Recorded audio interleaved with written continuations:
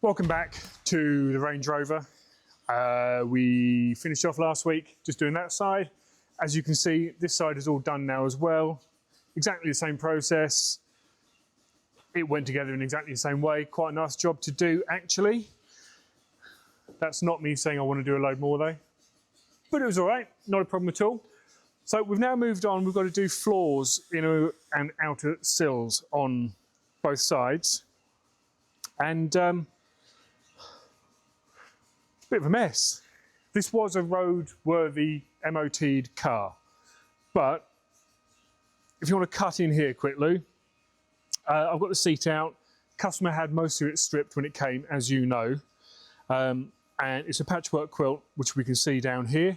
So, but now that I've actually started to cut away all the sealer and so on, we can see just how horrific an MOT patch repair this has been. We've got tack, tack, tack, tack, and a whole load of seam sealer. We know all the rusty steel will be underneath there, of course it will be. We've got some lovely welds here which aren't even touching anything. We've got lovely areas where there's no welds, a whole load of body filler. Just generally nasty, nasty work. Now, I know that there's MOT welding and there's restoration welding, and there is a big difference between the two, but this is not safe MOT welding. God, big balls of weld, no weld. That's not even attached to anything. But Mr. MOT man can't get his hand through it, therefore it's an MOT pass. Which, unfortunately, that's the way it is. Nothing we can do to stop that or change that. Just got to deal with it now. So what we're going to do, now that's all cleaned up enough for me to see it's a mess, I'm not going to be too careful unpicking this now because there's not a lot that's going to be salvageable. So I'm going to run a steel box section from the A post, B post back to the C pillar here, which will keep all of this in line. And then we're just going to cut this all out, I say, with very little care or attention because there's nothing there to care about. So we'll just chop it all out and then we can work out addressing, tidying up the remaining flanges which are good, work out the flanges we have to remake, and then we have new repair panels ready to go into place. I've got the inners upstairs as well. Get all this in. I'm hoping it's not going to be too bad, but you never know. We'll find out and then do it all again on the other side. So I can't say how long this video is going to be. It might be quite a short one. The GoPro will take over lots of it. But we've also got the GoPro on other projects like the XKR behind us. So we'll chop and change and we'll try and keep you up to date with what we're doing, how we're doing it, why we're doing it, and the finished result. So I'll crack on and make some noise.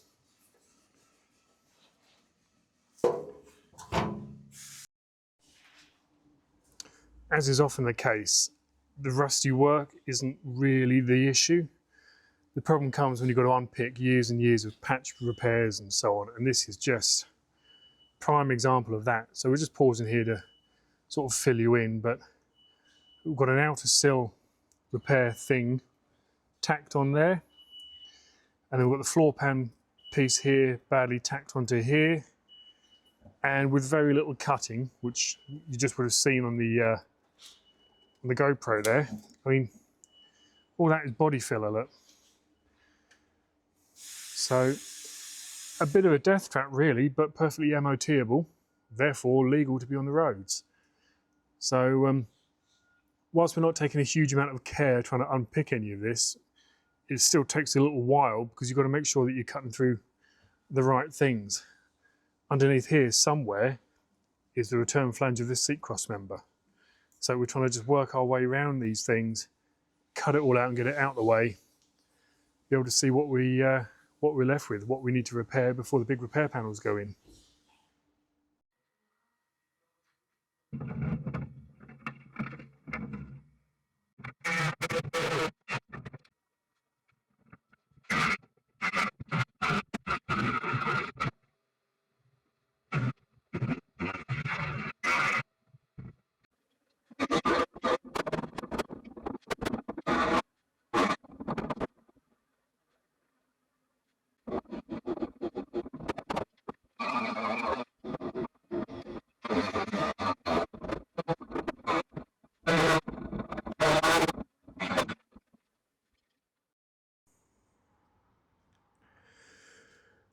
Well, whilst the task is relatively straightforward and simple, it has been a bit of a mare, to say the very least, just trying to unpick all the previous horrible repairs that have gone in.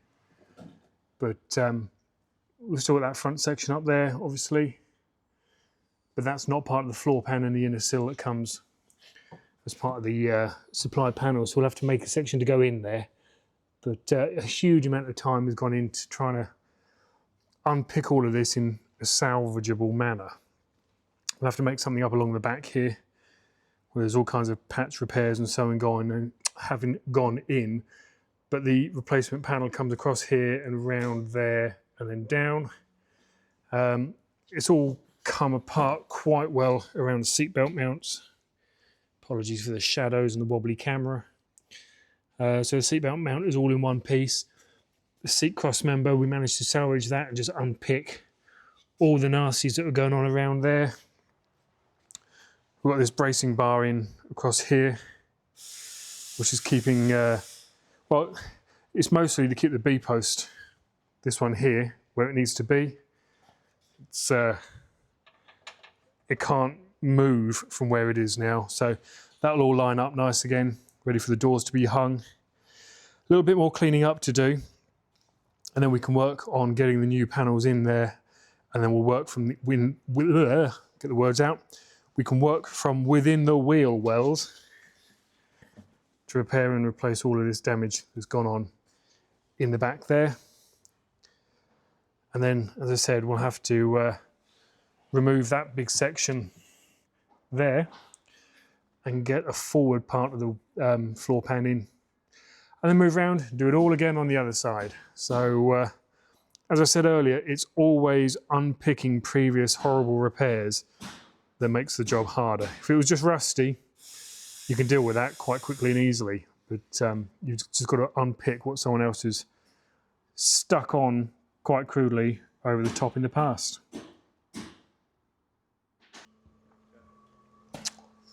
Right, carnage on the car is all cut out. We now turn our attention to the replacement panels. Not quite famous for. Famous for? I think that's where these came from. Here we have the floor section, the outer sill section, and the return lips that stitch to the bottom of the posts. So we've got that, and then we've also got the inner sill, which has got the strengthening plates on it and the chassis mounting points on it. It's a good heavy gauge, thick piece of steel. As you can see, this has come bare. So what we've done, as always, on both of them, this is now epoxy coated on the inside edge, because what will now happen, if I get this the right way around,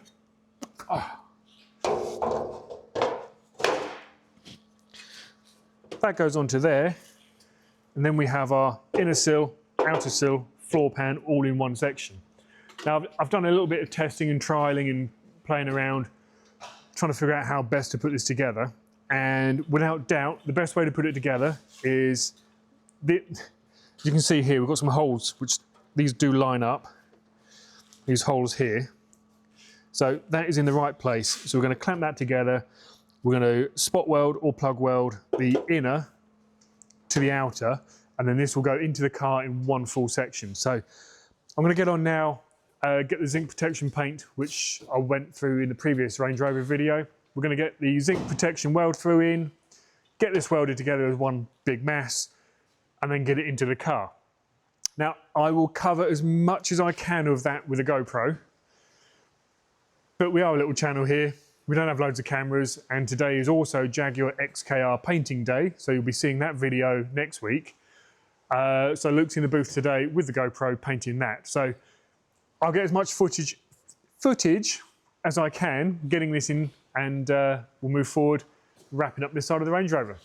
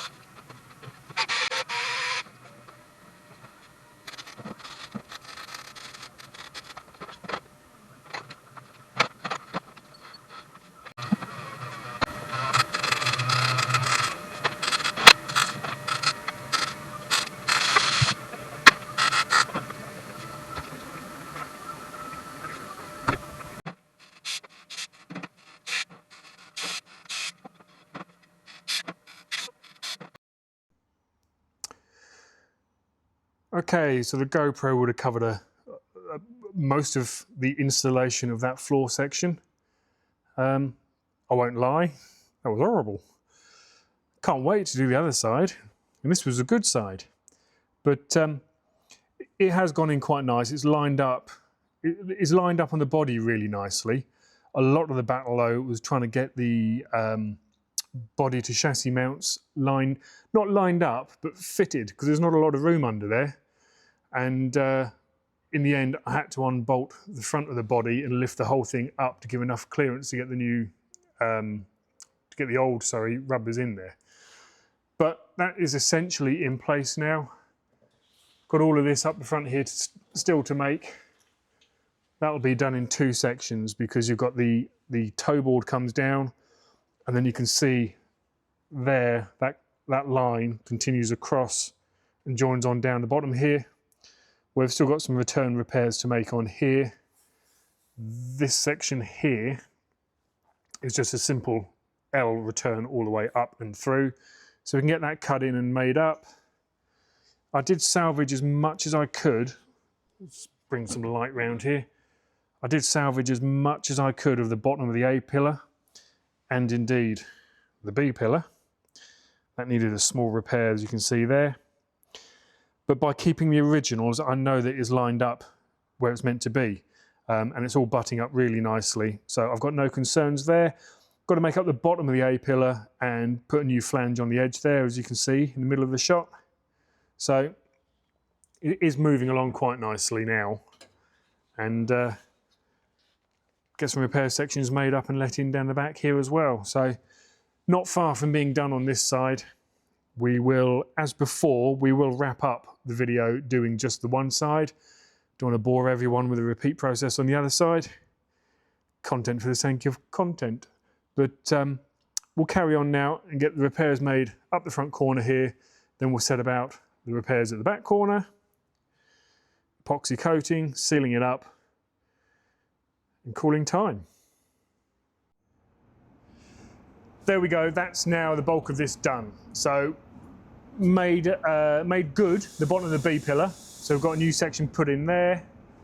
We've made up the bottom of the C pillar here and closed in the back of the seat pan as well. So there's a new section gone in there.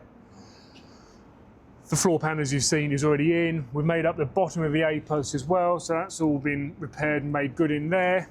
So we're all pretty good. A couple of little bits, only little bits, still need a bit of a tidy up. So it's just the floor toe board and the front section of the floor pan to do, which I'll do now. We'll cut over to the GoPro for that. What I'm going to do before that though is, because we've got all the structures now back in place, I can get this bar out of the way, which will make my access in there so much better. So I'll get that out of the way. We'll get that front section done with the GoPro. I've got the front seat support rather to put back in again once I've done that floor pan, because, well, that gives me some more room. And then, yeah, into epoxy, seal it up and see what the customer wants to do in terms of finishing it, whether it be in a stone guard or we don't know yet. So I'll have a chat with him about that. We'll move on to the other side, but I won't show you that. It's the same again. So I'll shut up and I'll get the GoPro going and we'll get this repair section done now.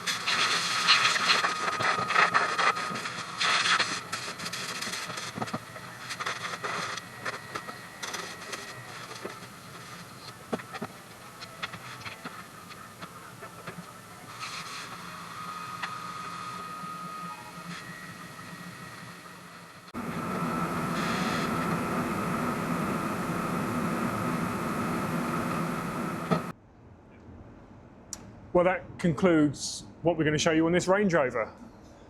Floors are all done. You would have seen that process throughout the video. So it's all finished off now. We have epoxy coated all of the bare metal. We've then gone over and seam sealed all of the joints.